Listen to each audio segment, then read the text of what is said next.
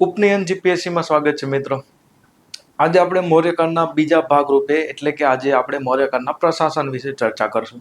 ઠીક છે। મૌર્યકાળની અંદર પ્રશાસનને જાણવા માટેનો આપણી પાસે જે બેસ્ટ સોર્સ છે એ છે કૌટિલ્યનું અર્થશાસ્ત્ર અને બીજા નંબર આવે છે ઇન્ડિકા, જે લખાયેલી છે મેગાસ્થની દ્વારા।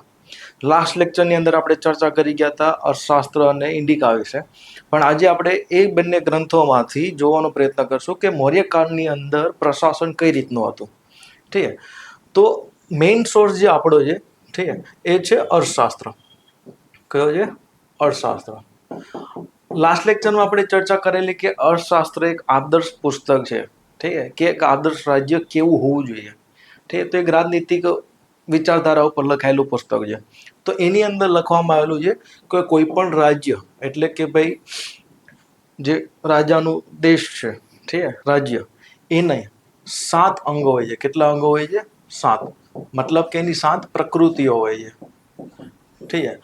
આ જ સોર્સને ધ્યાનમાં રાખીએ તો આવી જ રીતના આપણે પુરાણ, મહાભારત ને બીજા અન્ય ધાર્મિક ગ્રંથોમાં પણ જોવા મળે છે કે કોઈ પણ રાજ્યની 7 પ્રકૃતિઓ હોય છે, મતલબ કે 7 પ્રકારનું એનું નેચર હોય છે। ઠીક છે। તો આપને આવી માહિતી ક્યાંથી મળે છે?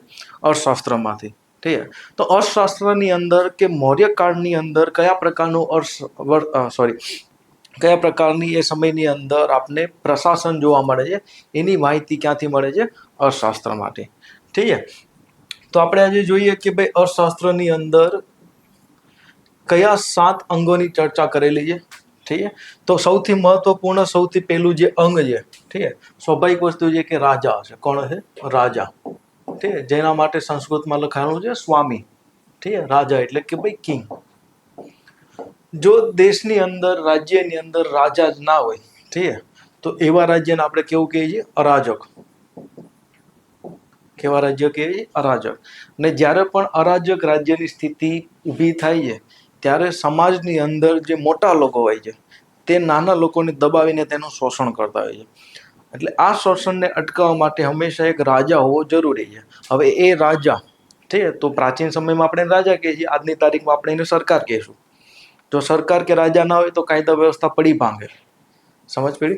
ઠીક છે। તો રાજા સૌથી મહત્વનો ભાગ હોય છે રાજ્યની અંદર। તો સ્વાભાવિક વસ્તુ છે કે રાજાની સુરક્ષા પણ સૌથી મહત્વપૂર્ણ હોય છે। ઠીક છે। તો કૌટિલ્યના અર્થશાસ્ત્રમાં લખેલું છે કે રાજાની સુરક્ષા સૌથી પહેલું પ્રાધાન્ય હોવું જોઈએ।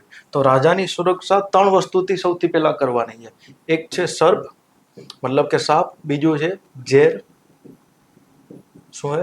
ઝેર, અને ત્રીજું છે આગ, અગ્નિ। આ 3 થી રાજાને સુરક્ષિત રાખવાનો છે। ઠીક છે। બીજું કે ભાઈ રાજા જ્યારે પણ પોતાની યાત્રા ઉપર, નગર ઉપર યાત્રાએ જઈએ તો રાજાની સુરક્ષા કંઈક આ રીતના છે। ઠીક છે। આ કૌટિલ્યના શાસ્ત્રમાં લખેલું છે કે વચમાં જ્યારે રાજા ચાલતો હોય તો એની ફરતી બાજુ, ચારેય બાજુ મહિલા અંગરક્ષક હોય છે। કોણ હોય છે? મહિલા અંગરક્ષક। ઠીક છે। જેની હાથમાં હોય છે તલવાર। એની આગળની લેયર આપણે જોઈએ તો બીજી લેયરમાં આપણે જોવા મળશે ઘોડસવાર સેના। ઘોડસવાર પુરુષોની એક સેના હશે, મતલબ ટુકડી હશે, જેના હાથમાં હશે ભાલા। શું હશે? ભાલા। ઠીક છે। એની આસપાસ ત્રીજી લેયર હશે જ્યાં તીર કમાન લઈને ઊભા હશે સૈનિકો। ઠીક છે। શું લઈને ઊભા હશે? તીર કમાન, મતલબ કે ધનુર્ધારી યોદ્ધાઓ હશે। અને એની આસપાસ આ રીતના દોરડા લઈને સૈનિકો ચાલતા હશે। તો રાજાની પ્રોપરલી આવી સુરક્ષા હતી। ઠીક છે। જો કોઈ દોરડું કૂદીને આ તરફ આવી જાય તો એને મૃત્યુદંડ મળતો। શું મળવું જોઈએ? મૃત્યુદંડ। ઠીક છે। તો આ ટાઈપની સુરક્ષાની ચર્ચા કરેલી છે કૌટિલ્યના અર્થશાસ્ત્રની અંદર। ઠીક છે। તો આ વસ્તુ તમે આજના સમયમાં જોયું લાગે છે કે નહીં? ઠીક છે। ક્યાં જોયું છે એને જણાવો મને કોમેન્ટ બોક્સની અંદર। ઠીક છે। તો રાજાની સુરક્ષા સૌથી પહેલા। ઠીક છે। બીજો પ્રશ્ન એ છે કે ભાઈ રાજાને આપણે પાવર તો આપીએ તો રાજાનું કામ છે, એનું કર્તવ્ય છે, ઠીક છે, એની નૈતિક જવાબદારીઓ છે કે પ્રજાની રક્ષા કરવાની। શું કરવાનું છે ભાઈ? પ્રજાની રક્ષા। ઠીક છે। જો રાજા પ્રજાની રક્ષા કરવામાં સક્ષમ નથી અથવા તો રાજા ખુદ પ્રજાને લૂંટે છે તો આવા રાજાને લોકોએ વિદ્રોહ કરીને હટાવી દેવો જોઈએ અથવા તો એને મારી નાખવો જોઈએ અને બીજાને કોઈને બેસાડી દેવો જોઈએ. આવું કૌટિલ્યના અર્થશાસ્ત્રમાં લખાયેલું છે. આઈડિયા આવે છે કે રાજા જ્યારે રક્ષાના બદલે ભક્ષક બની જાય પ્રજાનો, તો આવા રાજાને હટાવવાની જવાબદારી કોની છે? પ્રજાની છે. પ્રજાએ શું કરવું જોઈએ? વિદ્રોહ કરવો જોઈએ. પડી સમજ? તો રાજાનું અહીંયા કર્તવ્ય બને છે રક્ષા કરવાની પ્રજાની. એના લીધે આપણે જોઈ શકીએ છીએ કે અશોકે પોતાના સ્તંભમાં અને શિલાલેખોમાં લખ્યું છે કે ભાઈ બધી પ્રજા મારી સંતાન છે. શું લખ્યું છે? બધી પ્રજા મારી સંતાન છે. અને અર્થશાસ્ત્રમાં ઉલ્લેખ કરવામાં આવેલો છે કે રાજાએ હંમેશા એક પિતાની જેમ કર્તવ્યનું પાલન કરવું જોઈએ અને પ્રજાને પોતાની સંતાન તરીકે જ માનવી જોઈએ. ઠીક છે? જેથી કરીને એ લોકોને શોષણ ના કરી શકે રાજા. પડી સમજ? ઠીક છે? હા ના. અને રાજા સર્વોપરી હોય છે હંમેશા પ્રશાસનની અંદર. બીજું કે રાજા એ હંમેશા લોક કલ્યાણનું કાર્ય કરવું જોઈએ. કેવું કાર્ય કરવું જોઈએ? લોક કલ્યાણનું. ઠીક છે? તો આપણી પાસે એવા એક્ઝામ્પલ બી મળે છે અશોકના સમયમાં કે અશોકે લોક કલ્યાણ માટે હાઈવે મતલબ કે જે એના રોડ હતા એની આસપાસ વૃક્ષોનું વાવેતર કરાવ્યું હતું, જેથી કરીને લોકોને છાયો ને એવું મળતું રહે. ઠીક છે? બીજું એ છે કે ભાઈ રાજા ઠીક છે પોતાની તુલના દેવતાઓ સાથે કરે છે. મતલબ કે દેવતાઓને પોતાના પ્રિય માને છે કે ભાઈ દેવતાઓને અમે પ્રિય છે. એના લીધે અશોક પોતાના લેખોની અંદર દેવાનું પ્રિય અથવા તો પ્રિયદર્શી જેવા શબ્દનો ઉપયોગ કરે છે. ઠીક છે? દેવાનું પ્રિય મતલબ કે દેવતાઓનો પ્રિય. સ્વાભાવિક વસ્તુ છે કે દેવતા તો ખુદ શાસન કરવા આવવાના નથી. તો અહીંયા રાજા પોતાને લેજિમેટ કરે છે, મતલબ કે પોતાને ઔચિત્યને સ્થાપિત કરવાનો પ્રયત્ન કરે છે કે ભાઈ અમે દેવતાના સૌથી પ્રિય વ્યક્તિ છીએ એટલે અમને દેવતાએ શાસન કરવા મોકલા છે અહીંયા. આઈડિયા? તો અશોક શું લખે છે પોતાના શિલાલેખોની અંદર? દેવાનું પ્રિય અથવા તો પ્રિયદર્શી. ઠીક છે? જેનો મતલબ હોય છે કે ભાઈ દેવતાના સૌથી પ્રિય અમે છીએ. આઈડિયા છે? તો રાજાના ઘણા બધા નૈતિક કર્તવ્યો પણ હોય છે. ઠીક છે? અને જો આવા રાજા નૈતિક કર્તવ્યોનું પાલન નથી કરતા તો પ્રજાએ આવા રાજાઓને શું કરી દેવા જોઈએ? હટાવી દેવા જોઈએ. પડી સમજ? હા ના. ઠીક છે? પ્લસ રાજાએ હંમેશા ધર્મનું શાસન સ્થાપવું છે. શેનું શાસન સ્થાપવું છે? ધર્મનું શાસન. અહીંયા ધર્મના શાસનનો મતલબ એ છે કે અહીંયા ધર્મ એટલે કોઈ ભગવાન સાથે લેવા દેવા નથી, પણ ધર્મ અહીંયા છે કર્તવ્ય. જેમ આપણે વાત કરતા હોઈએ છીએ કે પિતાનો ધર્મ શું, એક વિદ્યાર્થીનો ધર્મ શું, એક રાજાનો ધર્મ શું, તો અહીંયા ધર્મનું પાલન કરવું જોઈએ હંમેશા. અને કૌટિલ્યના અર્થશાસ્ત્રમાં લખેલું છે કે હંમેશા વર્ણ વ્યવસ્થાને બનાવી રાખવી જોઈએ. વર્ણ વ્યવસ્થાને હંમેશા જાળવી રાખવી જોઈએ. કોને? રાજાએ. ઠીક છે? તો સપ્તાંગ સિદ્ધાંતની અંદર એટલે સપ્તાંગની અંદર સૌથી પહેલો અંગ છે એ છે રાજા એટલે કે સ્વામી. ઠીક છે? તો એના કર્તવ્ય બી છે, એની સુરક્ષા પણ છે. ઠીક છે? આ બધી ચર્ચા ક્યાં કરેલી છે? કૌટિલ્યના અર્થશાસ્ત્રની અંદર. ઠીક છે? સપ્તાંગ સિદ્ધાંતનો બીજો અંગ છે અમાત્ય. કયો છે? અમાત્ય. અમાત્યનો મતલબ થાય છે મંત્રી અથવા તો અધિકારી. સ્વાભાવિક વસ્તુ છે કે રાજા એકલો શાસન કરી શકે નહીં ક્યારે. તો રાજાને મદદ કરવા માટે એક પરિષદ હોય છે. શું હોય છે? પરિષદ. તે આ પરિષદનો ઉલ્લેખ અર્થશાસ્ત્રમાં પણ છે અને મેગાસ્થનીઝની ઇન્ડિકામાં પણ જોવા મળે છે કે રાજાને મદદ કરવા માટે એક પરિષદ હતી. ઠીક છે? તો આ પરિષદની અંદર જે અલગ અલગ વિભાગોના અધ્યક્ષ હશે, તો આવા વિભાગોના અધ્યક્ષ આપણે જોવા મળે છે. કૌટિલ્યના શાસ્ત્રમાં આવા 27 અધ્યક્ષોની માહિતી મળે છે. કેટલી માહિતી મળે છે? 27 અધ્યક્ષોની.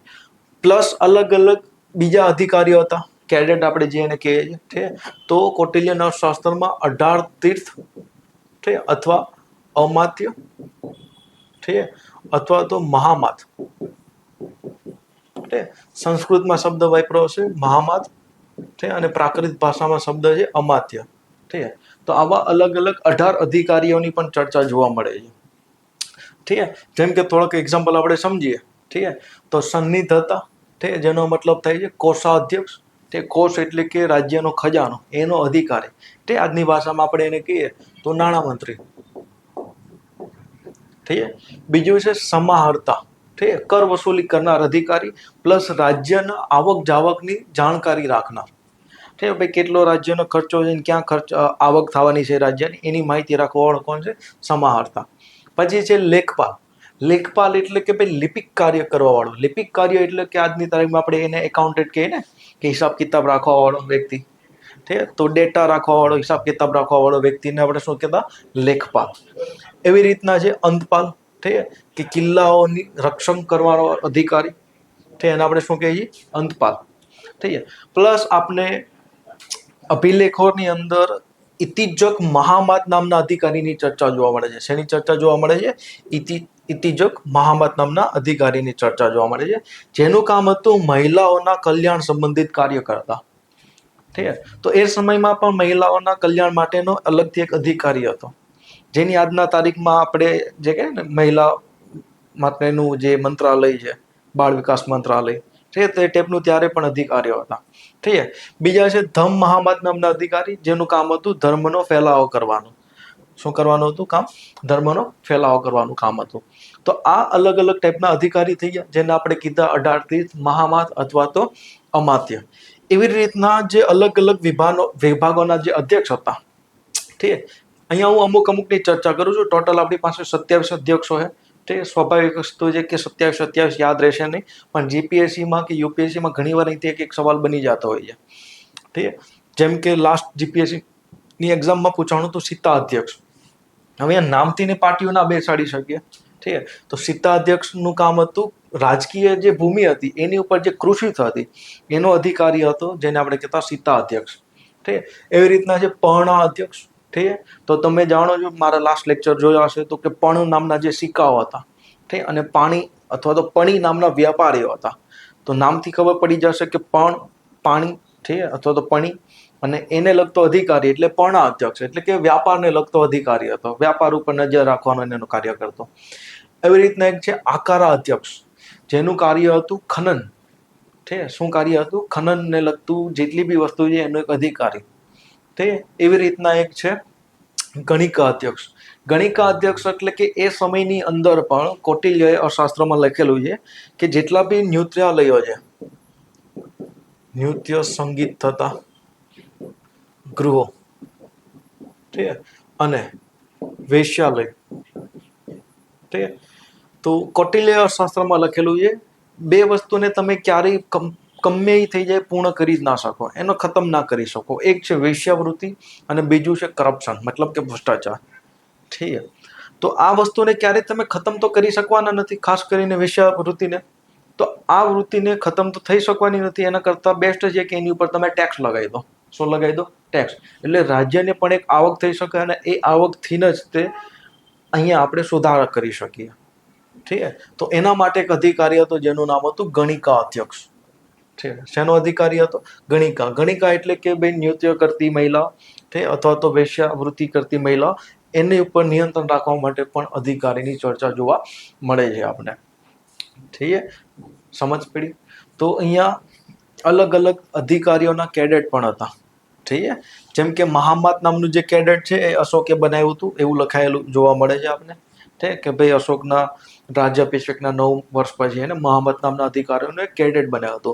કેડેટનો મતલબ છે કે અહીંયા આપણે કેમ કે આઈપીએસ એક કેડેટ છે, આઈએસ એક કેડેટ છે. હવે આઈએસ બનો એનું જરૂરી નથી કે તમે કલેક્ટર જ બનો, તમને અલગ અલગ વિભાગ પણ મળે, અલગ અલગ કાર્ય પણ મળે.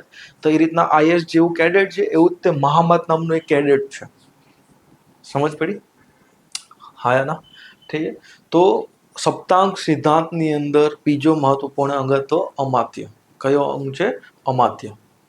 ઠીક છે, હવે સપ્તાંક સિદ્ધાંતનો ત્રીજો અંગની ચર્ચા કરી તો ત્રીજો અંગ છે જનપદ.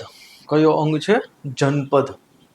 ઠીક છે, જનપદનો મતલબ થાય છે કે જે રાજ્ય છે એનું ક્ષેત્ર, ઠીક છે, એના પ્રાંતો, ઠીક, એનો વિસ્તાર, ઠીક, તો એક પ્રશાસનિક ભાગ છે. જેમ કે ભાઈ સેન્ટરમાં તો રાજા બેઠો છે, એને મદદ કરવા માટે કેન્દ્રીય મંત્રીમંડળ છે જેને આપણે કીધું અમાત્ય. એ રીતના અલગ અલગ પ્રાંત હતા. તો મૌર્ય કાળની અંદર આપણે 4 પ્રાંતોની ચર્ચા જોવા મળે છે. કેટલા પ્રાંતોની ચર્ચા જોવા મળે છે? 4 પ્રાંતોની ચર્ચા જોવા મળે છે. જેમ કે ઉત્તર પશ્ચિમ જે પ્રાંત છે તે એની રાજધાની હતી તક્ષશિલા. કઈ હતી? તક્ષશિલા. ઠીક, અહીંયા મેપમાં જોઈ શકો છો આ જે ક્ષેત્ર છે. તક્ષશિલા. એવી રીતના પશ્ચિમ ક્ષેત્ર, પશ્ચિમ પ્રાંતની રાજધાની હતી ઉજ્જૈની. કઈ હતી? ઉજ્જૈની. લાસ્ટ લેક્ચરમાં આપણે ભણી ગયા કે ભાઈ જ્યારે બિંદુસાર શાસનમાં હતો ત્યારે ઉજ્જૈનીનો ગવર્નર કોણ હતો? અશોક હતો. એવી રીતના દક્ષિણની રાજધાની, દક્ષિણ પ્રાંતની રાજધાની હતી સુવર્ણગીરી. કઈ હતી? સુવર્ણગીરી. ઠીક છે, અહીંયા જોઈ શકો છો સુવર્ણગીરી એરિયો, આ જે વિસ્તાર છે ત્યાંથી આવે છે. ઠીક છે, અને ઉજ્જૈની આ જે એરિયો છે ત્યાંથી ઉજ્જૈન, ઠીક આજનું. ઠીક, અને પૂર્વ ક્ષેત્રની, પૂર્વ પ્રાંતની રાજધાની હતી તોસલી. કઈ હતી? તોસલી. ઠીક, આજનું ઓડિશા વાળો ક્ષેત્ર. ઠીક, આ એરિયો પડી સમજ. તો અહીંયા આપણે 4 પ્રાંતોની ચર્ચા જોવા મળે છે અને 4ની અલગ અલગ રાજધાની છે. હવે ઘણી જગ્યાએ છે ને 5 પ્રાંતોની ચર્ચા કરેલી છે અને 5મા પ્રાંતમાં લીખો છે એની રાજધાની પાટલીપુત્ર છે. પણ પાટલીપુત્ર રાજધાની જરૂર હતી પણ એ કેન્દ્રીય એરિયો હતો. આજે આપણે કેમ કે કેન્દ્ર શાસિત પ્રદેશ, તો આ જે વિસ્તાર છે કેન્દ્રીય શાસિત પ્રદેશ હતો. તો એ કોઈ પ્રાંત નથી. પ્રાંત એકચ્યુઅલીમાં 4 જ છે. ઠીક, તો ઉપેન્દ્રસિંહે પોતાની પુસ્તકની અંદર 4 પ્રાંતોની ચર્ચા કરેલી છે. ઠીક, તો 4 કેટલા પ્રાંત હતા? 4 પ્રાંત હતા. ઠીક, હવે આ પ્રાંતોની અંદર પણ આપણે પ્રશાસન જોવા મળે છે. ઠીક, આ પ્રશાસનનો જે હેડ હતો, મતલબ કે પ્રાંતોના જે હેડ હતા એને આપણે કહેતા કુમાર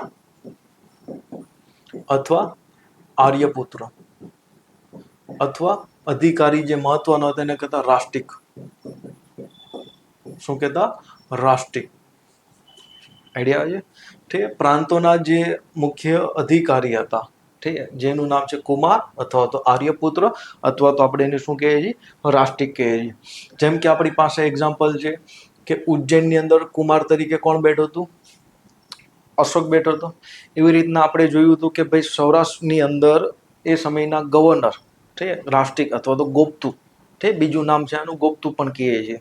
ઠીક, તો પુષ્યમિત્રએ, ઠીક, પુષ્યગુપ્તે સુદર્શન તળાવની રચના કરી હતી. એની આપણે માહિતી લાસ્ટ લેક્ચરમાં આપણે ભણી ચૂક્યા છીએ. ઠીક, તો આ બધા જે કુમાર, આર્યપુત્ર અને રાષ્ટ્રીક છે એની નિયુક્તિ ડાયરેક્ટ સમ્રાટ દ્વારા થતી. સમ્રાટ દ્વારા શું થતી? નિયુક્તિ. સમજ પડી? ઠીક, બીજું કે એ કુમાર, આર્યપુત્ર અને રાષ્ટ્રીકને મદદ કરવા માટે જિલ્લા સ્તર ઉપર ઘણા બધા અધિકારીઓની ચર્ચા જોવા મળે છે. તો આપણે એને જિલ્લા પ્રશાસન તરીકે ગણીએ છીએ. તો જિલ્લા પ્રશાસનની અંદર મહત્વપૂર્ણ 3 અધિકારીઓનો આપણે ઉલ્લેખ જોવા મળે છે. ઠીક, પહેલા નંબરે છે પ્રાદેશિક, જેનું કામ હતું સામાન્ય પ્રશાસનને જોવાનું. બીજો છે રજ્જુક, જેનું કામ હતું ભૂ રાજસ્વ વસૂલવાનું, મતલબ કે ટેક્સ વસૂલવાનું. બીજું છે ન્યાય કાર્ય પણ કરતો આ ભાઈ. ઠીક, અને ધર્મનો પ્રચાર પણ કરતો. ઠીક, કોણ છે? રજ્જુક. અને ત્રીજા નંબરે છે યુક્ત, જેનું કામ હતું લિપિક કાર્ય, મતલબ કે હિસાબ કિતાબ રાખવાનું, પ્લસ કેન્દ્ર અને પ્રાંતો વચ્ચે સંબંધોને જોવાનું કામ હતું. શું હતું કામ? કેન્દ્ર અને પ્રાંતો વચ્ચે સંબંધોને જોવાનું. પડી સમજ? અને આ બધાની નિયુક્તિ પણ ડાયરેક્ટ કોના દ્વારા થતી? સમ્રાટ દ્વારા. કોના દ્વારા થતી? સમ્રાટ દ્વારા નિયુક્તિ થતી. ઠીક, તો અલગ અલગ અધિકારી, અલગ અલગ પ્રાંતોની અંદર એ અધિકારી, અને જિલ્લા સ્તરે અધિકારી, અને અધિકારીઓની નિયુક્ત ડાયરેક્ટ કેન્દ્રથી થતી. તો આ શું સૂચવે છે કે ભાઈ મૌર્ય કાળની અંદર આપણે શું જોવા મળે છે? વધારે પડતું કેન્દ્રીયકરણ. તો અહીંયા પ્રશાસનની આપણે પ્રકૃતિની વાત કરીએ તો પ્રશાસનની જે પ્રકૃતિ છે એ કેવી સૂચવે છે? અહીંયા કેન્દ્રીયકરણ, મતલબ સેન્ટ્રલાઇઝ. કેવી છે? સેન્ટ્રલાઇઝ. પડે છે સમજ? ઠીક, એવી રીતના સ્થાનિક સ્તરે, ઠીક, અલગ અલગ અધિકારીઓની ચર્ચા જોવા મળે છે. ઠીક, જેમ કે ગામના જે મુખિયા હતો, ઠીક, કે ગામનો જે લીડર છે, ઠીક, એને કહેતા ગ્રામિક. ઠીક, એવી રીતના 5 થી 10 ગામોને ભેગા બનાવતા અને એની ઉપર એક અધિકારી હતું, એનું નામ હતું ગોપ્ત. ઠીક, 10 ગામનો જે અધિકારી હતો એને કહેતા સંગ્રહણ. ઠીક, 200 ગામના અધિકારીને કહેતા ખારવાટિક. ઠીક, શું કહેતા? ખરવાટિક. ઠીક, એ રીતના 400 ગામની ઉપર એક અધિકારી હતા એને કહેતા દ્રોણમુખ. શું કહેતા? દ્રોણમુખ. અને 800 ગામના જે અધિકારી હતા એને કહેતા સ્થાનીય. શું કહેતા? સ્થાનીય. આઈડિયા છે? તો અહીંયા આપણે સ્થાનીય પ્રશાસન જોવા મળે છે, ઠીક છે, ગામથી લઈને જિલ્લા સ્તરથી લઈને પ્રાંત સુધી, ઠીક છે, બધી જ આપને માહિતી મળે છે. આ બધી માહિતી મળે છે આપણે કૌટિલ્યના અર્થશાસ્ત્રની અંદર, ઠીક છે. ચલો, એના પછી આપણે જોઈએ કે નગર પ્રશાસન કેવું હતું, ઠીક છે. તો એ સમયની અંદર નગર પ્રશાસનની માહિતી મેળવવા માટે બેસ્ટ સોર્સ એક તો કૌટિલ્યનું અર્થશાસ્ત્ર તો છે જ, બીજું ઇન્ડિકાની અંદર પણ વધારે પડતી માહિતી મળેલી છે આપને, ઠીક. અને ત્યાંથી આપણને એક જીપીએસસી એ સવાલ પણ પૂછેલો છે કે મેગસ્થનીઝની ઇન્ડિકામાં ખાસ સંદર્ભમાં મૌર્ય સમયના નગરપાલિકા વહીવટની ચર્ચા કરો, ઠીક. કે ભાઈ મૌર્ય કાળની અંદર અહીંયા ક્યાંથી સોર્સ લીધવાની કહી છે? મેગસ્થનીઝની ઇન્ડિકામાંથી, કે એને ધ્યાનમાં રાખીને તમે કહો કે ભાઈ એ સમયનું નગરપાલિકા વહીવટ કેવું હતું, ઠીક. તો હું પહેલા તમને અર્થશાસ્ત્ર પ્રમાણે ચર્ચા કરું કે અર્થશાસ્ત્રમાં શું લખેલું છે. તો અર્થશાસ્ત્રમાં ચર્ચા કરવામાં આવેલી છે કે ભાઈ જે નગર હોય છે એના જે હેડ હોય છે, મુખ્ય અધિકારી, એને કહેતા નગરક. શું કહેતા? નગરક. આજની ભાષામાં આપણે એને જે મેયર કહીએ છીએ, ઠીક. તો એ સમયમાં એનું કાર્ય શું, નામ શું હતું અધિકારીનું? નગરક નામનો અધિકારી હતો, ઠીક. અને આનું શું કામ હતું? તો ભાઈ રાત્રિના સમયે કર્ફ્યુ લગાવવાનું, નગરને આગથી બચાવવાની છે, ઠીક. વસ્તી ગણતરી કરવાની છે અને કાયદા વ્યવસ્થા બનાવી રાખવાની છે. શું બનાવી રાખવાની છે? કાયદા વ્યવસ્થા બનાવી રાખવાની છે. આ બધાનો ઉલ્લેખ ક્યાં જોવા મળે છે આપને? અર્થશાસ્ત્રમાં, કે ભાઈ નગરનો પ્રશાસનનો જે હેડ હતો અને આપણે શું કહેતા? નગરક કહેતા. અને એના મુખ્ય કાર્ય કયા કયા હતા? કે ભાઈ રાત્રે કર્ફ્યુ લગાવવાનું, ઠીક છે, નગરને આગથી બચાવવાની છે, વસ્તી ગણતરી કરવાની છે, કાયદાને વ્યવસ્થિત કરવાનું છે. પ્લસ કૌટિલ્યના શાસ્ત્રમાં એક આદર્શ નગર કેવું હોવું જોઈએ, ઠીક, એની આખી સંરચના લખેલી છે, ઠીક. કે આ રીતના એક નગર હશે, ઠીક, અને ફરતી બાજુ એક દુર્ગ એટલે કે કિલ્લો જેવો હશે, ઠીક. સેન્ટરની અંદર રાજા અને પ્રશાસનિક અધિકારીઓ રહેતા હશે, ઠીક. બીજી બાજુ અહીંયા ક્ષત્રિયો રહેતા હશે, ઠીક. અહીંયા શૂદ્ર લોકો રહેતા હશે, ઠીક. અહીંયા શિલ્પી લોકો રહેતા હશે, ઠીક. આ સાઈડના ક્ષેત્રમાં જોશું તો વ્યાપારી, ઠીક. તો આ ટાઈપના એક નગરની આપને ચર્ચા જોવા મળે છે ક્યાં? કૌટિલ્યના અર્થશાસ્ત્રમાં, ઠીક છે. કે આ ટાઈપનું એક નગર હશે. સમજ પડી? હા, એના, ઠીક છે. આવી રીતના જ ચર્ચા કરીએ તો ભાઈ કૌટિલ્યનું અર્થશાસ્ત્ર પ્રમાણે જ તે મેગાસ્થનીઝની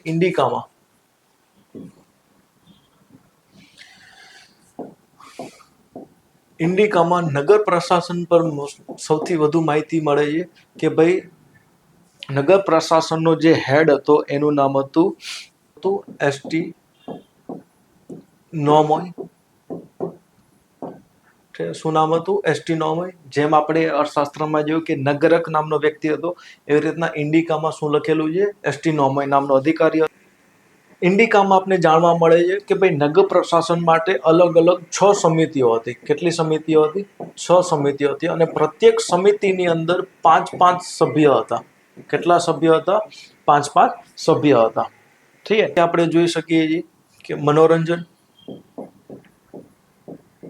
મનોરંજન માટે એક સમિતિ હતી, ઠીક છે.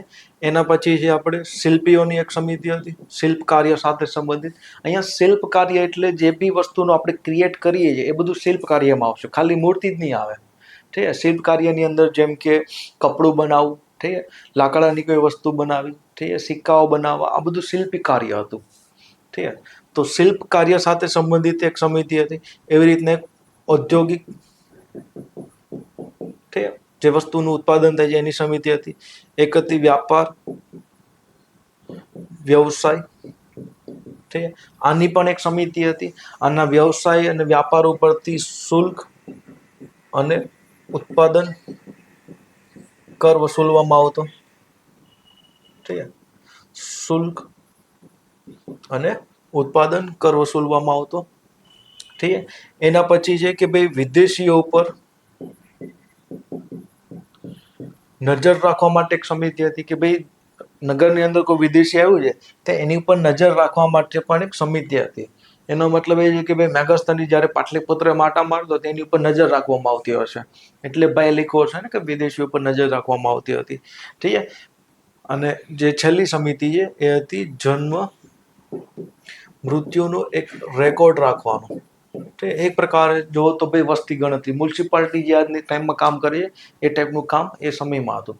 તો ઇન્ડિકાની અંદર મેગાસ્થનીજ કહે છે કે ભાઈ 6 પ્રકારની સમિતિ હતી અને પ્રત્યેક સમિતિની અંદર 5 સભ્યો હતા. ઠીક છે, જેમ કે મનોરંજન, શિલ્પ, ઔદ્યોગિક કાર્યની સમિતિ, વ્યાપાર વ્યવસાયની સમિતિ, વિદ્યાર્થીઓ પર નજર રાખવા માટે, જન્મ અને મૃત્યુનો રેકોર્ડ રાખવા માટે સમિતિ હતી. આઈડિયા આવે છે? ઠીક છે, ચાલો હવે જોશું આપણે એ સમયની અંદર ગુપ્તચર વ્યવસ્થા કેવી હતી અને જાસૂસી તંત્ર કેવું હતું. આની ઉપરથી એકવાર જીપીએસસી મીન્સની અંદર એ સવાલ પૂછેલો કે મૌર્યકાલીન જાસૂસી તંત્ર ઉપર ચર્ચા કરો, આ ટાઈપનો સવાલ પૂછાયેલો. ઠીક છે, તો અહીંયા હું ચર્ચા કરું કે ભાઈ અશોકના જે શિલાલેખો છે ત્યાંથી આપણે 2 અધિકારીઓની ચર્ચા જોવા મળે છે જાસૂસની અંદર. એક છે પ્રતિવેદક, શું નામ છે? પ્રતિવેદક, અને એક છે પુલસેની.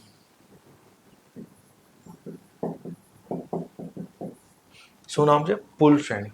ઠીક છે, પ્રતિવેદક એટલે કે ભાઈ એક પ્રકારે આપણે જોઈએ તો ગોપનીય કાર્ય સાથે સંબંધિત છે. ઠીક છે, અને જે પુલસેની છે એ છે એક પ્રકારે મોટો અધિકારી. કોણ છે? જાસૂસીની અંદર મોટો અધિકારી, મતલબ કે એનો સિનિયર છે. ઠીક છે, અને જે નાના નાના વ્યક્તિઓ છે ઠીક એને આપણે શું કહેતા? પ્રતિવેદક. શું કહેતા? પ્રતિવેદક. તો આપને આ શિલાલેખમાંથી, અશોકના શિલાલેખમાંથી આની ચર્ચા જોવા મળે છે 2 અધિકારીઓની. ઠીક છે, કૌટિલ્યના અર્થશાસ્ત્રની અંદર આપને 2 પ્રકારના જાસૂસોની ચર્ચા જોવા મળે છે. એક તો છે સંસ્થ. શું હે? સંસ્થ. સંસ્થ એટલે કે ભાઈ એક જ જગ્યાએ સ્થિર રહીને જાસૂસી કરવા વાળા. ઠીક, અને એક છે સંચાર, મતલબ કે હરતા ફરતા. ઠીક, ભાઈ પિક્ચરમાં જે દેખાડતા હોય ને કે ભાઈ જાસૂસ બનીને તમે ટ્રેનને કૂદીને જાઓ છો, ધાબા કૂદીને જાઓ છો, ગોળીઓ બોડીઓ ઉડે છે. ઠીક, એવું રિયાલિટીમાં ના હોય. ઠીક, તો અહીંયા 2 ટાઈપના અધિકારીઓ છે. એક છે સ્થિર, મતલબ એક જ જગ્યાએ સ્થિર રહેવાવાળો, જેને આપણે કીધું સંસ્થ. એક છે સંચાર, મતલબ કે હરતો ફરતો અધિકારી. ઠીક, તો કૌટિલ્યના અર્થશાસ્ત્રની અંદર રાજાની સુરક્ષા માટે પ્લસ રાજાના જે પ્રશાસનમાં કે પ્રજા ઉપર કેવો એનો પ્રભાવ છે, ઠીક, અને એ પ્રભાવથી પ્રજા ખુશ છે કે દુઃખી છે એની નજર રાખવા માટે પણ અધિકારીઓ ફરતા હતા. ઠીક, તો જાસૂસીનું મુખ્ય કાર્ય શું હતું કે ભાઈ જનમત જાણવા કે પ્રજા શું વિચારે છે રાજા પ્રત્યે, પ્લસ વિદેશી શાસક કે વિદેશી રાજ્યો પર નજર રાખવાની છે, પ્લસ રાજાની સુરક્ષા કરવા માટે પણ જાસૂસો હતા. ઠીક, જેમ કે કૌટિલ્યના શાસ્ત્રમાં લખાયેલું છે કે રાજાની સુરક્ષા માટે મહેલની અંદર અને મહેલની બહાર બધી જાસૂસોનું ફેલાયેલું એક ઝાડ હતી. ઠીક, અને મહેલની અંદર ખાસ કરીને રાજાની સુરક્ષા માટે રાજાની પત્ની અને એના પુત્રો ઉપર સૌથી વધુ નજર રાખવામાં આવતી જાસૂસો દ્વારા. કારણ કે રાજાને મૃત્યુનો સૌથી મોટો એક જે ભય હોય છે, એક સંભાવના હોય છે, એ એના પુત્ર અથવા તો એમની પત્નીઓ દ્વારા હોય છે. એના માટે કૌટિલ્યના શાસ્ત્રમાં લખાયેલું છે કે સૌથી વધુ નજર કોની ઉપર રાખવાની છે? મહેલની અંદર એમના પુત્ર અને એની પત્નીઓ ઉપર.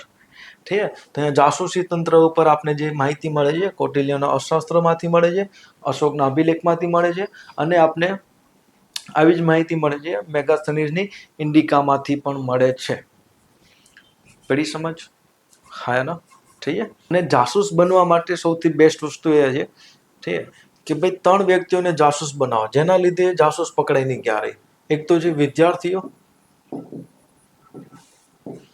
બીજો છે મહિલા, અને ત્રીજો છે સંન્યાસી.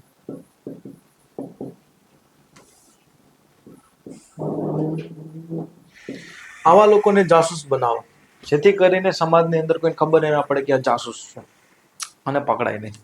આઈડિયા આવે છે? ઠીક છે, ચાલો ચાલો હવે સપ્તાંગ સિદ્ધાંતના આગલું મતલબ કે ચોથું સ્ટેજ, ઠીક, ચોથો અંગ, જેનું નામ છે દુર્ગ. શું નામ છે? દુર્ગ. ઠીક, દુર્ગ એટલે એક પ્રકારે થાય કિલ્લો, ઠીક, કે મહેલ, અને એની સુરક્ષા સાથે સંબંધિત છે. ઠીક, મતલબ કે રાજ્યની સુરક્ષા સાથે સંબંધિત છે. ઠીક, તો આપણે અહીંયા જોવા મળે છે કે એક સ્થાયી સેના હતી. શું જોવા મળે છે? સ્થાયી સેના જોવા મળે છે. ઠીક, અને આ અલગ અલગ પ્રકારની સેના હતી, જેમ કે અશ્વસેના, તો એના અધ્યક્ષને કહેતા અશ્વાધ્યક્ષ. કેવી સેના હતી? અશ્વ, મતલબ ઘોડસવાર સેના.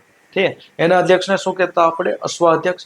એવી રીતના પેદલ સેના, કેવી સેના હતી? પેદલ, મતલબ કે ચાલીને જાવડી, એને કહેતા આપણે પત્યાધ્યક્ષ. શું કહેતા? પત્યાધ્યક્ષ. એવી રીતના એક રથની સેના હતી, એના અધ્યક્ષને કહેતા રથાધ્યક્ષ. ઠીક છે, અને હાથીની સેના હતી, એને કહેતા હસ્ત્યાધ્યક્ષ. હસ્ત્યાધ્યક્ષ. આઈડિયા આવે છે? ઠીક છે, તો અલગ અલગ 4 સેનાની જાણકારી આપને મળે છે કૌટિલ્યના અર્થશાસ્ત્રમાં. ઠીક છે, હવે જે ડિફિકલ્ટ, જે ડિબેટેબલ વસ્તુ એ છે, ઠીક છે, કે કૌટિલ્યના અર્થશાસ્ત્રની અંદર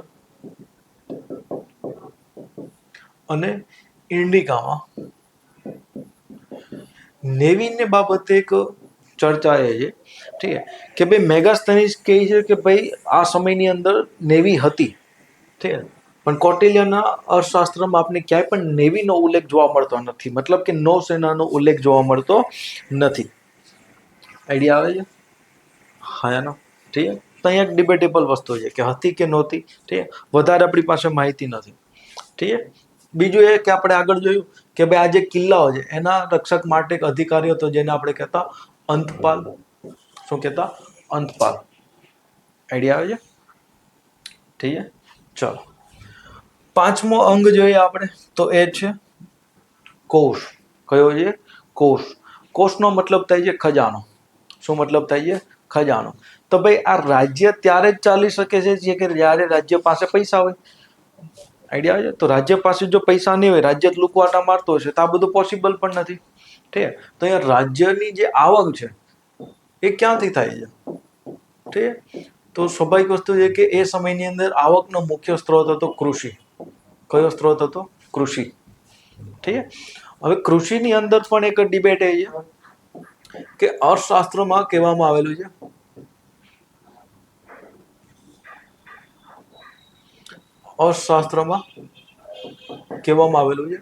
કે ભાઈ અહીંયા ખાનગી જમીન પણ હતી અને રાજકીય જમીન હતી. રાજકીય એટલે કે જે રાજાની અંડર આવતી એ જમીનો પણ હતી. ઠીક છે, મેગાસ્થની એવું કહે છે ઇન્ડિકામાં કે ભાઈ બધી જ જમીન ઉપર કોનો અધિકાર હતો? રાજાનો. તો બધી જ જમીનનો માલિક કોણ હતો? રાજા. આઈડિયા આવે છે? ઠીક છે, તો આપણે ડિબેટમાં પડવાની જરૂર નથી. ઠીક છે, જો અર્થશાસ્ત્ર પ્રમાણે માનીએ, ઠીક છે, તો આ જે રાજકીય ભૂમિ છે, કેવી ભૂમિ છે? રાજકીય ભૂમિ. તો એની ઉપર ખુદ રાજા તો કૃષિ કરવા જવાનો નથી. ઠીક છે, તો એના માટે શું કરતા કે ભાઈ ભાડુતી ખેડૂતોને જમીનો આપી દેતા, બદલામાં એની ઉપજના 4થો અથવા તો 5મો ભાગ રાજ્યને ચૂકવતા. કેટલામો ભાગ ચૂકવતા? 4થો અથવા તો 5મો ભાગ રાજ્યને ચૂકવતા. તો આવી વ્યવસ્થાને કહેતા આપણે વેટિયા. કેવી વ્યવસ્થા હતી? વેટિયા વ્યવસ્થા. મતલબ કે જે રાજકીય ભૂમિ છે એની ઉપર જે કૃષિ થાય છે, ઠીક છે, એ કૃષિ ઉપર એક કર વસૂલવામાં આવતો. શું વસૂલવામાં આવતો? કર. ઠીક છે, અને આ કર સિસ્ટમને શું કહેતા આપણે? વેટિયા વ્યવસ્થા. શું કહેતા આપણે? વેટિયા વ્યવસ્થા. ઠીક છે, અને આની ઉપર નજર રાખવા માટે એક અધિકારી હતો જેનું નામ હતું સિત્તાધ્યક્ષ. કયો અધિકારી હતો? સિત્તાધ્યક્ષ નામનો અધિકારીની આપણે ચર્ચા જોવા મળે છે. ઠીક છે, બીજું કે ભાઈ જે ખાનગી જમીનો હતી, ઠીક છે, એની ઉપર ટેક્સ લાગતો. એક કૃષિનો જે કર હતો, કૃષિ કર, ઠીક છે, એને કહેતા ભાગ. કયો ટેક્સ કહેતા? ભાગ. તો ભાગ નામનો ટેક્સ લાગતો જે પોતા ઉપજના હતો 1/6. કેટલો હતો? 1/6. ઠીક છે, છઠ્ઠાનો 1 ભાગ હતો ઉપજની ઉપર. ઠીક છે, બીજું છે કે ભાઈ સિંચાઈ ઉપર પણ ટેક્સ લગાવવામાં આવતો. ઠીક છે, સિંચાઈ કર, એને કહેતા ઉદ્રક. શું કહેતા? ઉદ્રક નામનો ટેક્સ કહેવામાં આવે છે. ઠીક છે, બીજું કે આગળ આપણે ચર્ચા કરી કે ભાઈ વેશ્યાલય અને નૃત્યાલય, ઠીક છે, એની ઉપર પણ ટેક્સ વસૂલવામાં આવતો. ઠીક છે, અને એના અધિકારીને આપણે કીધું હતું ગણિકા અધ્યક્ષ. કેવો અધિકારી કીધું તો? ગણિકા અધ્યક્ષ. ઠીક છે, પ્લસ નગરોની અંદર જે વ્યાપાર થતો, તો કોઈ વસ્તુ એક નગરમાંથી બીજા નગરમાં આવતી તેની ઉપર લાગતો શુલ્ક, અને જે વસ્તુનું ઉત્પાદન થાય એની ઉપર લાગતો ઉત્પાદન કર. કયો લાગતો? ઉત્પાદન કર. આઈડિયા છે કે જે વસ્તુ એક શહેરમાંથી બીજા શહેરમાં આવતી તો એની ઉપર લાગતો શુલ્ક, ઠીક છે, જે 1/10 હતો. ઘણી જગ્યાએ ઉલ્લેખ મળે છે 1/10 હતો, ઠીક છે. અને ઉત્પાદન ઉપર લાગતો હતો 1/20, ઠીક છે. તો અલગ અલગ બુકોમાં અલગ અલગ સોર્સ આપ્યો છે, ઠીક છે. બીજું કે કૌટિલ્યના અર્થશાસ્ત્રમાં કહેવામાં આવેલું છે કે જે અમુક વસ્તુઓ છે, ક્ષેત્ર કે અમુક વસ્તુઓ એ હંમેશા રાજ્યને અધીન હોવી જોઈએ. કોને અધીન હોવી જોઈએ? રાજ્યને અધીન હોવી જોઈએ, ઠીક. જેમ કે ખનન, શું હે? ખનન. ખનન હંમેશા રાજ્ય પાસે જ હોવું જોઈએ, રાજ્ય સિવાય બીજા કોઈને આપી શકાય નહીં, ઠીક. એના માટે એક અધિકારી હતો, એને આપણે ચર્ચા કરી, આકરા અધ્યક્ષ. એવી રીતના જે જંગલ ભૂમિ છે, ઠીક, જંગલો, એ પણ કોની પાસે હોવા જોઈએ? રાજકીય ક્ષેત્રની અંદર, મતલબ કે રાજ્યના નિયંત્રણમાં હોવો જોઈએ. એવી રીતના આપણે જોઈએ છે જે ચારાગાહ, મતલબ કે જે ચરવા માટેના વિશાળ મેદાનો છે, એ બધા કોની અંદર હોવા જોઈએ? રાજ્યની અંદર હોવા જોઈએ, ઠીક. અને એવી જમીનો કે જે પડતર છે, ઠીક, જે પડતર જમીનો છે, એ જમીનોને દાનમાં આપી દેવી જોઈએ. કેમ આપી દેવી જોઈએ? દાનની અંદર. હવે એ દાન સૈન્યને મળશે, કારણ કે સૈન્ય ત્યાં શું કરશે? યુદ્ધ અભ્યાસ, મતલબ પ્રેક્ટિસને એવું કરશે, ઠીક છે. બીજું સંન્યાસીને આપી દો, મતલબ કે ધાર્મિક કાર્ય માટે. આઈડિયા છે? તો જે પડતર જમીનો છે કોને આપી દો? સૈન્યને આપી દો, અથવા તો સંન્યાસીઓને આપી દો, જેથી કરીને ધાર્મિક કાર્ય કરી શકે. અને જો આવી જમીનો પર એ પ્રકારનું કાર્ય ન થતું હોય, જેને માટે આપણે દાન આપ્યું છે, તો એ જમીનને પાછી લઈ લો અને ફરીથી રાજ્યોને અધીન કરી લો, ઠીક. તો આવું ક્યાં લખ્યું છે? કૌટિલ્યના અર્થશાસ્ત્રની અંદર લખ્યું. સિદ્ધાંત સિદ્ધાંતનો છઠ્ઠો અંગ, ઠીક, કે જે એનું પ્રકૃતિ છે એ છે દંડ. શું છે? દંડ, ઠીક. ધ્યાનથી અહીંયા એક સમજાવવા માંગુ છું, એક શબ્દ સમજો. મત્સ્ય ન્યાય. તમે ક્યારે આ શબ્દો સાંભળ્યો હોય? ઠીક, આજથી પહેલા ક્યારે? ઠીક. તો પુરાણોમાં ને એમાં અલગ અલગ ધાર્મિક ગ્રંથોમાં લખેલું છે મત્સ્ય ન્યાય. મત્સ્ય ન્યાયનો મતલબ એવો છે કે હંમેશા તમે જો સરોવર હોય કે તળાવ હોય, એની અંદર હંમેશા નાની માછલીને મોટી માછલી ખાય, એનાથી મોટી માછલી એને ખાઈએ, તો હંમેશા આ રીતના ચાલ્યું આવે છે. તો સમાજની અંદર એ શું થાય કે જ્યારે કોઈ રાજા ના હોય, જ્યારે સમાજમાં કોઈ ડર ના હોય, જ્યારે કાયદા વ્યવસ્થા ના હોય, તો ત્યારે શું થાય છે કે મોટા માણસો જે પૈસાથી મોટા છે, અથવા બાહુબળથી મોટા છે, તાકાતથી મોટા છે, એવા લોકો હંમેશા શું કરે છે? નાના લોકોનું શોષણ કરતા હોય છે. તો આવા લોકોનું શોષણ ના થાય એના માટે રાજા હંમેશા દંડનો ઉપયોગ કરે છે. એનો ઉપયોગ કરે? દંડ, મતલબ કે કાયદાઓનો ઉપયોગ કરે, અને કાયદા દ્વારા એવા લોકોને શું આપે છે? સજા. અને જ્યારે આવી કાયદા વ્યવસ્થા પડી ભાંગે છે, ત્યારે આપણે એને કહીએ છીએ અરાજકતા ફેલાઈ ગઈ. અરાજક રાજ્ય. અરાજક મતલબ કે રાજા વગરનું, જ્યારે રાજા પાસે દંડની સત્તા ના હોય. આઈડિયા છે? આજની તારીખમાં આપણે જોઈ શકીએ છીએ, ઠીક. આજની જ ઘટના છે કે ભાઈ કલકત્તાની અંદર જે રેપ કેસ થયો, ઠીક, એની સાથે સાથે મહારાષ્ટ્રની અંદર ફરીથી 2 બાળકીઓ સાથે રેપની ઘટના બની છે, ઠીક. અને આજની તારીખ છે કે જ્યારે 1992માં અજમેરમાં જે રેપ થયો હતો 250 જેટલી મહિલાઓ ઉપર, વિદ્યાર્થીનીઓ ઉપર, એની ઉપર ચુકાદો આજે આવ્યો, ઠીક. તો આવી ઘટનાઓ બને છે કારણ કે સમાજમાં એક ડર નથી. શું નથી? ડર નથી. તો ડર બનાવવા માટે રાજા હંમેશા શેનો ઉપયોગ કરે છે? દંડનો.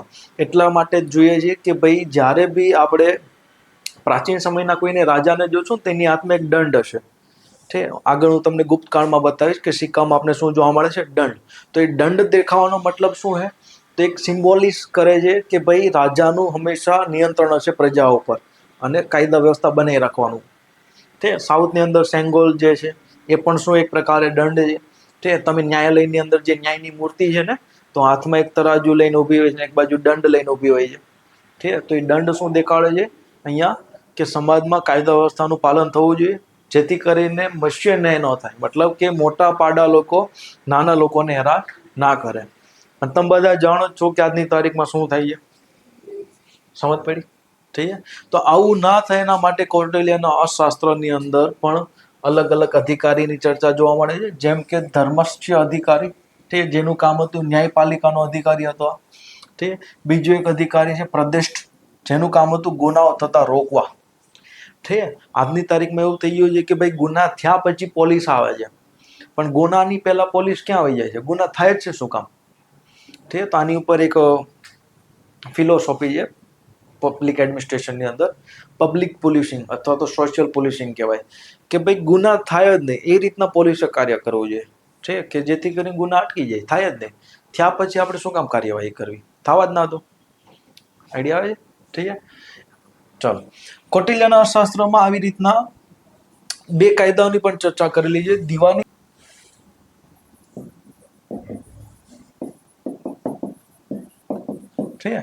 દીવાની કાયદા અને ફોજદારી કાયદા. દીવાની કાયદાઓ માટે શબ્દ વાપરે છે ધર્મસ્થિતિ, અને ફોજદારી કાયદાઓ માટે કંટક શોધન. આઈડિયા છે? દીવાની કાયદા એટલે કે ભાઈ જે જમીનને લગતા છે, પારિવારિક લગતા જે ગુનાઓ છે એને દીવાની કાયદા કહીએ. મારપીટ, ખૂન ખરાબા, બલાત્કાર જેવા જે ઘટનાઓ છે એને આપણે કહીએ ફોજદારી કાયદા. તો એ સમયમાં પણ તમે જોવો છો કે અલગ અલગ કાયદાઓ હતા, ઠીક, દીવાની કાયદા પણ અલગ હતા અને ફોજદારી કાયદા પણ અલગ હતા.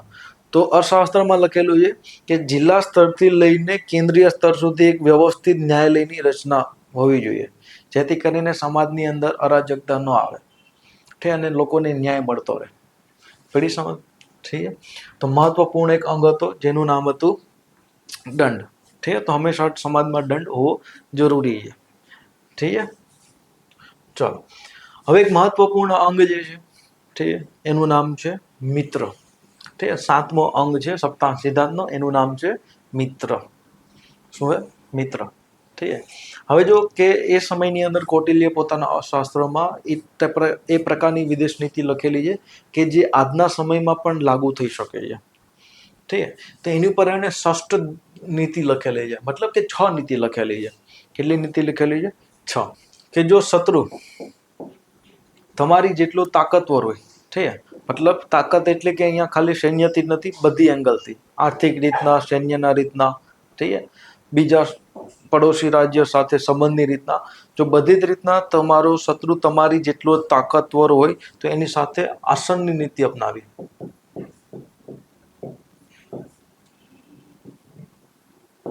કેવી નીતિ અપનાવી? આસનની. મતલબ કંઈ નહીં કરવાનું, પણ હંમેશા યુદ્ધ માટે તૈયાર રહેવાનું. એવું નથી કંઈ નથી કરવાનું એટલે બેઠું રહેવાનું, પણ હંમેશા તૈયાર રહેવાનું યુદ્ધ માટે, કે યુદ્ધ ગમે ત્યારે થઈ શકે છે. અહીંયા તમારે શક્તિ પ્રદર્શન ને એવું બધું કરવું પડશે, પણ આક્રમણ કેવું કંઈ કરવાનું નથી. જો શત્રુ તમારા કરતા નબળો હોય, શું હોય? નબળો હોય. ઠીક છે, જો શત્રુ તમારા કરતા નબળો હોય તેની સામે વિગ્રહની નીતિ કરવાની. શું કરવાની? વિગ્રહની નીતિ. મતલબ કે એની સાથે યુદ્ધ, નાનું અમથું યુદ્ધ કરી લેવાનું. ઠીક છે. જો શત્રુ તમારથી ખૂબ જ નબળો હોય, ઠીક છે, તો એની સામે કરવાનું યાન. શું કરવાનું? યાન. મતલબ કે એને જીતી લેવાનું. શું કરી લેવાનું? જીતી લેવાનું, અને તમારા ક્ષેત્રમાં ભેળવી દેવાનું. જો શત્રુ બહુ કમજોર હોય તો, નબળો હોય તો. પેલી સમજ? જો શત્રુ તમારાથી તાકાતવર હોય, જો શત્રુ તમારાથી તાકાતવર હોય તેની સાથે કરી લો સંધિ. શું કરી લો? સંધિ. આઈડિયા આવે છે? ઠીક છે. જો શત્રુ તમારાથી બહુ તાકાતવર હોય અને એની સામે તમે કંઈ નથી કરી શકવાના, ઠીક, તો એની સાથે તમે કરી લો સંશયની નીતિ. સંશયની નીતિ મતલબ કે ભાઈ તમે એની પાસે જઈને બેસી જાઓ, તમે એના અંડર થઈ જાઓ. આપણે એક્ઝામ્પલ લઈએ તો ભાઈ પાકિસ્તાન, ઠીક છે, તો પાકિસ્તાન એના નાજાયઝ બાપની પડખામાં જ બેઠો હશે. નાજાયઝ બાપ જે કહે છે એ જ કરશે. જેમ કે નાજાયઝ બાપ પેલો અમેરિકા હતું, વચમાં થોડા ટાઈમ ચાઇનાને બને, ફરીથી અમેરિકાને બનાવવા જઈએ. પડી સમજ? ઠીક છે, તો શું કરો કે ભાઈ જો તમે ખૂબ જ નબળા હો, ઠીક, અને તમારો શત્રુ તમારાથી ખૂબ જ તાકાતવર, તો એને અધીન થઈ જાઓ, મતલબ કે એની અંદર આવી જાઓ. પડી સમજ? ઠીક છે. અને જો શત્રુ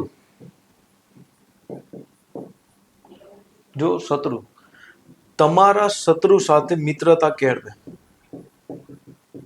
શું કેળવી લે? મિત્રતા કેળવી લે, તો તમે શું કરો?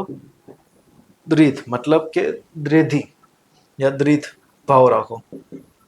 મતલબ કે બે પ્રકારની નીતિ અપનાવો. શું અપનાવો કે ભાઈ શત્રુ સાથે તો શું રાખશું, શત્રુતા, પ્લસ શત્રુને તમે શું બનાવશો, મિત્ર. શું કરશો, શત્રુને તમે બનાવશો મિત્ર. આઈડિયા આવે છે? જેમ કે હું ચર્ચા કરું, ઠીક છે, તો આ એક આઈડિયલ રાજ્ય છે જેનું નામ છે વિજગીસુ. વિજગીસુનો મતલબ છે વિજયનો ઈચ્છુક, વિજગીસુ. ઠીક છે. તો સ્વાભાવિક વસ્તુ છે કે જો તમે વિજગીસુ હશો, વિજયના ઈચ્છુક, તો તમારો પડોશી હંમેશા તમારા માટે કોણ હશે, એક શત્રુ, મતલબ કે અરી. હા એના કોણ હશે, એક અરી. ઠીક છે. એવી રીતના તમારા બેની વચ્ચે એક કોમન પડોશી હશે, ઠીક છે, જે બે બાજુ પપુડી વગાડતો હોય, મધ્યક. કેવો હોય, મધ્યક. ઠીક છે. જેમ કે આપણે એક્ઝામ્પલ લઈએ ભારત, તો ભારત વિજગીસુ તો છે જ, પણ આપણે સામેથી ક્યારે આક્રમણ નથી કરતા, પણ કોઈ આક્રમણ કરે એના માટે આપણે હંમેશા તૈયાર હોય. જો કોઈ આક્રમણ કરે તો આપણે ડીબી નાખી. ઠીક છે. તો આપણો શત્રુ કોણ છે, ચાઇના. પેલી સમજ. હવે બેની વચ્ચે પપુડી વગાડતો દેશ છે જેમ કે નેપાળ છે. બે વચ્ચે પપુડી વગાડે, બે બાજુથી ફાયદો લેતો હોય. ઠીક. અને એક એવો દેશ હોય જે હોય ઉદાસીન. કેવો હોય, ઉદાસીન. ઠીક. ઉદાસીન એટલે કે ભાઈ જેને કોઈ ફરક ના પડતો હોય. જેમ કે આ દેશ બહુ ખૂબ તાકતવર હોય અથવા ખૂબ નબળો હોય, તો જે ઉદાસીન હોય. ઉદાસીન મતલબ કે આને કોઈ પડી ના હોય, જે બી થવું એ થવા દો. ઠીક. આજુબાજુમાં કોઈ ટેન્શન ના લે. ઠીક. મોટા ભાગે આ ટાપુ દેશો આજની તારીખમાં હોય, એક નાના જે ટાપુ દેશો હોય એ મોટા ભાગે ઉદાસીન હોય. ઠીક. એ કઈ ઉખેડી નથી લેવાના. જેમ કે માલદીવ છે, એ શું કરી લે ભારતની સામે. ઠીક. તો આ બધા કેવા દેશો હોય, ઉદાસીન દેશો. તો આવી આઈડિયલ સિચ્યુએશન હોય છે હંમેશા. ઠીક. તો જ્યારે તમારો અરી તમારા દુશ્મન સાથે મિત્રતા કરી લે છે, તો તમે શું કરો કે એના દુશ્મનને ગોતીને એને શું કરો, મિત્ર બનાવો. પેઢી સમજ. ઠીક છે. આની ઉપર મેં ડિટેલની અંદર વિડીયો બનાવેલો છે ઇન્ટરનેશનલ રિલેશન ઉપર. ઠીક છે. જે તમે ચેનલમાં જઈને જોઈ શકો છો. આખી પ્લેલિસ્ટ છે. ઠીક છે. કે ઇન્ટરનેશનલ રિલેશન કઈ રીતના બને, એમાં આની મેં ડિટેલથી ચર્ચા કરેલી છે અને આજના પરિપ્રેક્ષને ધ્યાનમાં રાખીને મેં ચર્ચા કરેલી છે. ઠીક છે. તો એમાં તમે જોઈ શકો છો. ઠીક છે. તો આ જે 7મો અંગ છે, કયો છે, મિત્ર. મિત્ર એટલે કે ભાઈ કોને મિત્ર બનાવવા, પડોશી કોની સાથે મિત્રતા ના રાખવી. તો જો શત્રુ તમારે જેટલું બરાબર હોય તેની સાથે કેવી નીતિ અપનાવો, આસનની નીતિ. મતલબ કે કઈ ના કરો, સ્થિર રહો, પણ તૈયાર રહો હંમેશા. ઠીક. શત્રુ નબળો હોય તેની સામે વિગ્રહની નીતિ કરો. ઠીક. અને યુદ્ધ કરી લો. જેમ કે જો શત્રુ નબળો હશે, એની સામે આક્રમણ કરશો તો એનો થોડોક એરિયા તો તમે જીતી જ લેશો. આઈડિયા આવે છે? ઠીક છે. જેમ કે આજની તારીખમાં આપણે જોઈએ તો યુક્રેન અને રશિયા યુદ્ધની અંદર તમે જો, રશિયા બહુ પાવરફુલ છે, યુક્રેન તો બહુ નાનું છે. છતાંય રશિયા થોડો અમથો યુક્રેનનો એરિયા તો લઈ લીધો છે. આઈડિયા છે? અને યુક્રેનને જો વેસ્ટર્ન કન્ટ્રીનો સપોર્ટ ના હોત તો ઓલમોસ્ટ યુક્રેનને લઈ લીધું હોત. ઠીક છે. જો શત્રુ ખૂબ જ નબળો હોય તેની ઉપર યાન એટલે કે આક્રમણ કરીને એને જીતી લો અને પોતાની અંદર ભેળવી દો. ઠીક છે. જો શત્રુ તમારી તાકાત હોય તો શું કરી લો, એની સાથે સંધિ કરી લો. ઠીક છે. કે તું મેરા દોસ્ત. જો શત્રુ બહુ જ તાકાત હોય તો એની નીચે બેસી જાઓ. ઠીક છે. માય બાપ બનાવી લો કે ભાઈ તું જ માય બાપ. પેલી સમજ. અને જો તમારા શત્રુ સાથે મિત્રતા કેળવી લે તો ત્યાં શું કરો, દ્વેષભાવ રાખો. મતલબ બે નીતિ વાપરો, એકની સાથે શત્રુતા અને એકની સાથે મિત્રતા. પેલી સમજ. ઠીક છે. તો આ સપ્તાંગની અંદર આપણે એ સમયની અંદર મૌર્યકાળને પ્રશાસનની ઘણી બધી માહિતી મળે છે. સાથે સાથે મેગાસ્તનીની પણ માહિતી મળે છે. છે. તો અહીંથી મેન્સમાં 3 વાર સવાલ પૂછાઈ ગયા છે અત્યાર સુધીમાં જીપીએસસીની અંદર. ઠીક છે. કે પ્રશાસન વિશે લખો. ઠીક છે. જાસૂસી તંત્ર વિશે લખો, ન્યાયતંત્ર વિશે લખો. ઠીક છે. તો યાદ રાખજો. ઠીક છે. ચલો હવે જોઈએ કે મૌર્યકાલીન અર્થવ્યવસ્થા કેવી હતી. ઠીક. એ સમયની અર્થવ્યવસ્થાનો આપણે આગળ ચર્ચા કરી કે ભાઈ મુખ્ય આવકનો સ્ત્રોત હતો કૃષિ. કૃષિ ઉપર અલગ અલગ પ્રકારના ટેક્સ લાગતા, કર. જેમ કે આપણે જોયું ભાગ. ઠીક છે. સિંચાઈ ઉપર એક કર લાગતો. ઠીક છે. જેનું નામ હતું ઉદ્રક. સમજ પડી? ઠીક. અને અહીંયા રાજ્ય પણ સિંચાઈના કાર્ય કરતા. જેમ કે રાજ્ય દ્વારા સિંચાઈ માટે આપણી પાસે એક્ઝામ્પલ છે સુદર્શન તળાવ. ઠીક છે. સુદર્શન જે તળાવ બનાવેલો છે,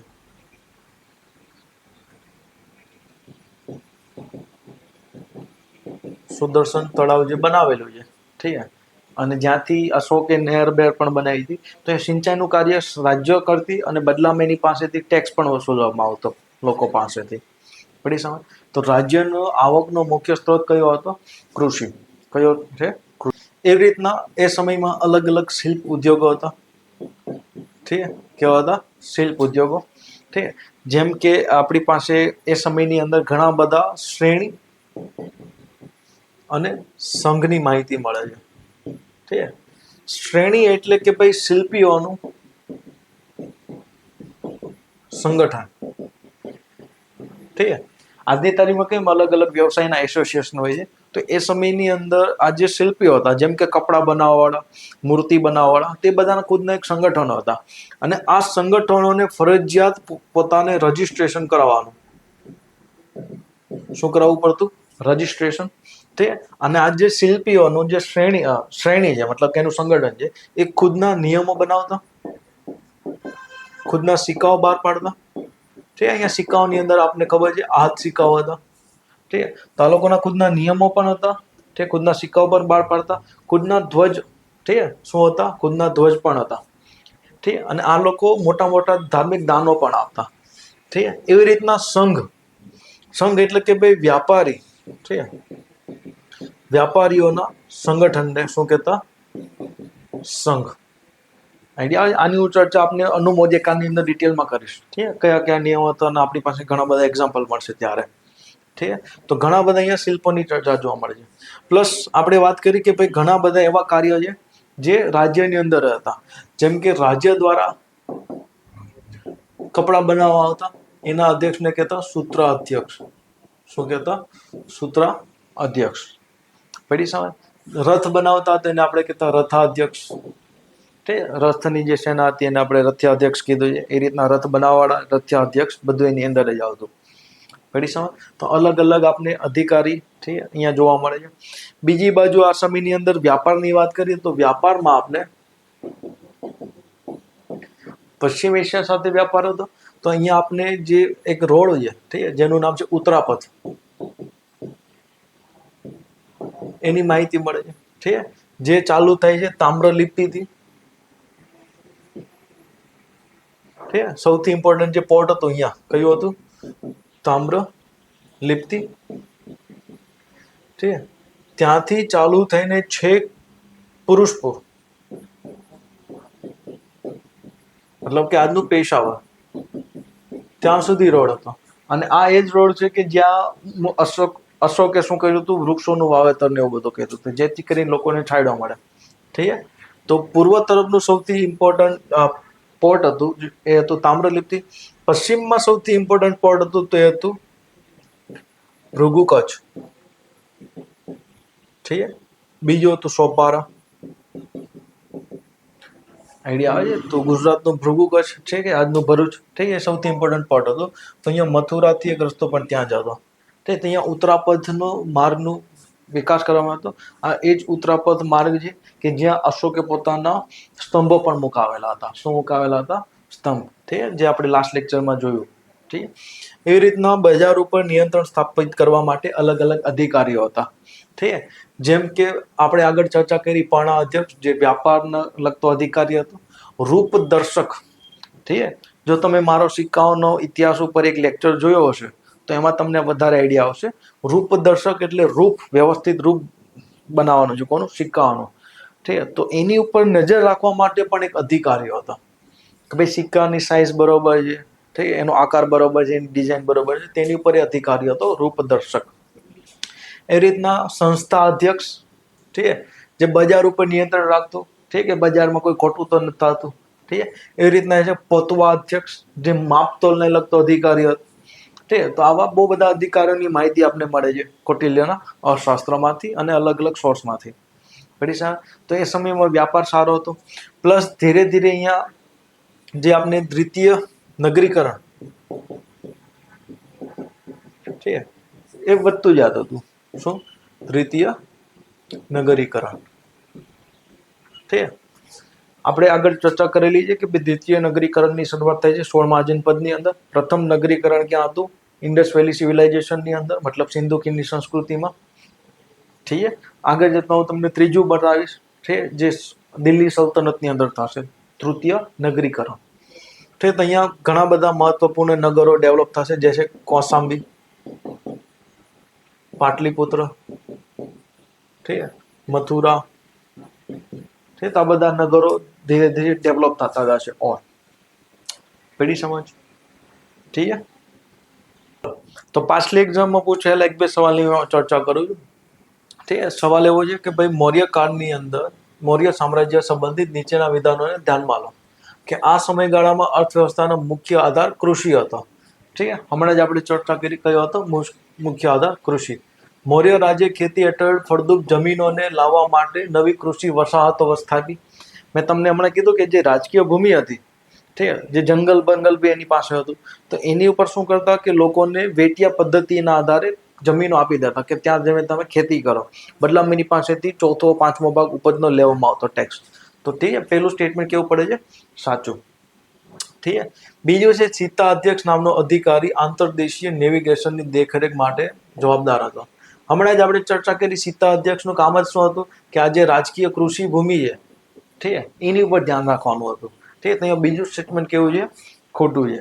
ઠીક છે, તો આ વર્ષની જે લાસ્ટ એક્ઝામ કે જીપીએસસી ક્લાસ 1-2 એની અંદર આ સવાલ પૂછવાનો હતો. ઠીક છે, એવી રીતના એક સવાલ છે સેલ્યુસિડ રાજવંશ વિશે. ઠીક છે, લાસ્ટ લેક્ચરની અંદર આપણે ચર્ચા કરેલી કે એક પ્રાચીન સામ્રાજ્ય હતું જે સૌથી મોટી સીમા યુરોપની થ્રેસથી લઈને ભારતના સીમા સુધી વિસ્તારેલું હતું. ઠીક છે, આપણે મેપમાં જોયું હતું કે યુરોપથી લઈને છેક સિંધુ નદી સુધી હતું. ઠીક છે, અને એની સાથે જ તે આપણું યુદ્ધ થયું હતું ચંદ્રગુપ્તનું. ઠીક છે, સેલ્યુકસ દ્વારા સ્થાપિત બેક્ટ્રિયા આજનું અફઘાનિસ્તાન ક્ષેત્ર છે. ઠીક છે, તો ઇન્ડો ગ્રીકનું એક જે સેન્ટર હતું બેક્ટ્રિયા, તો જે અફઘાનિસ્તાનના નોર્થન એરિયામાં જોવા મળે છે, કાબુલ ક્ષેત્રથી થોડુંક નોર્થમાં. ઠીક છે ને, ત્યાંથી પાસે જે બલ્ખ નામનો જે વિસ્તાર છે, ઠીક, એ બધું એની અંદર આવતું. તો પહેલું બી સાચું છે, બીજું બી સાચું છે. ઠીક, સેલ્યુસિડ અને મૌર્ય યુદ્ધ પછી મૌર્ય સામ્રાજ્યની પડતી આવી અને ભારતીય ઉપખંડ ઉપર તેનું નિયંત્રણ ખોવાયું. આ બિલકુલ ખોટું સ્ટેટમેન્ટ છે. તે ભાઈ બંને વચ્ચે યુદ્ધ થયું, એના પછી તો ચંદ્રગુપ્ત મૌર્યને અફઘાનિસ્તાનનો ક્ષેત્ર મળ્યો, અને એના પછી તો બિંદુસાર આવ્યો, એના પછી તો અશોક આવ્યો, તો પડતી થઈ નથી. ઠીક છે, તો મૌર્ય સામ્રાજ્યની પડતી નથી થઈ. અહીંયા પડતી કોની થઈ હતી? તો સેલ્યુસિડ સામ્રાજ્યની થઈ હતી. પેઢી સમજ? ઠીક છે, તો ત્રીજું સ્ટેટમેન્ટ અહીંયા કેવું છે? ખોટું છે. ઠીક છે, ચાલો. તો આજના લેક્ચરથી તમને ઘણી બધી માહિતી મળી હશે. ઠીક, આવા જ લેક્ચર જોવા માટે ઉપનયન જીપીએસસી સાથે જોડાયેલા રહો. ઠીક, જય હિન્દ, ધન્યવાદ.